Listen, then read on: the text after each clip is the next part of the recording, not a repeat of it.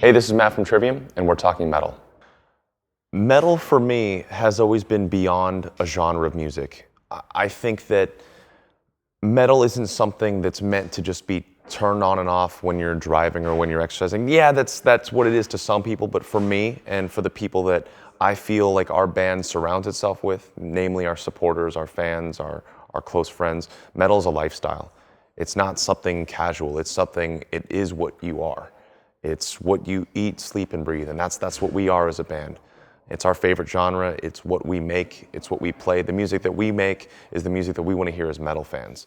So our creation of that is our reaction to everything else. Our innermost creativity is there serving us as metal fans first. So we're making the music we want to hear as metal fans, as lifestyle people of that genre of music.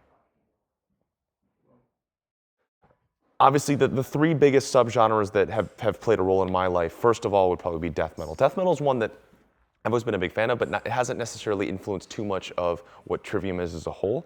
But death metal bands can stem anything from Death, who actually is a huge influence of Trivium, specifically in records like Symbolic and The Sound of Perseverance. Interesting enough, Death is a band that didn't always stick to the formulas of what death metal is supposed to be. Typically, death metal is lower vocals, lower guttural vocals. Musically isn't as melodic as some of the other subgenres that there are. It's usually pretty fast-paced. Guitars are usually down-tuned or 7-string guitars. And I guess the topics are typically something around the level of what you'd expect from like zombie films or autopsy kind of descriptions. That's kind of what death metal is. But death played a huge role in what we are as a band.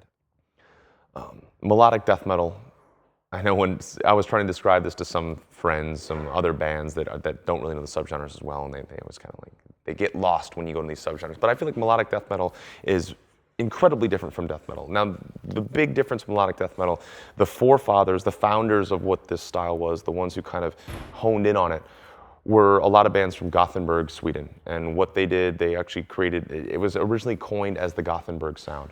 Melodic death metal is the mixture of Stockholm and Tampa death metal, or death metal as a whole. Swedish traditional folk, utilizing the melodies that you'd expect on Swedish traditional folk music on acoustic guitars or whatever instruments they may have been, maybe lute or something. And then a little bit of like the British heavy metal or original heavy metal bands like Iron Maiden, Judas Priest.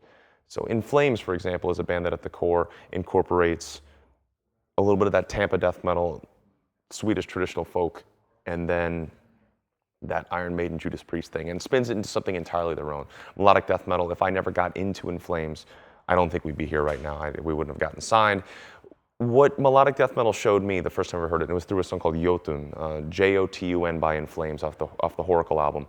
When I first heard that, it showed me that some of my favorite genres of metal and some of my favorite kinds of music would be things that incorporated polar opposites. With melodic death metal, have beautiful, epic melodies that are very sing-song, that you can understand, that you can get, that you can sing back to someone, but then also pairing that with very brutal vocals. Whether scream kind of the low range, middle range, or high range, melodic death metal kind of had a little bit of all of that.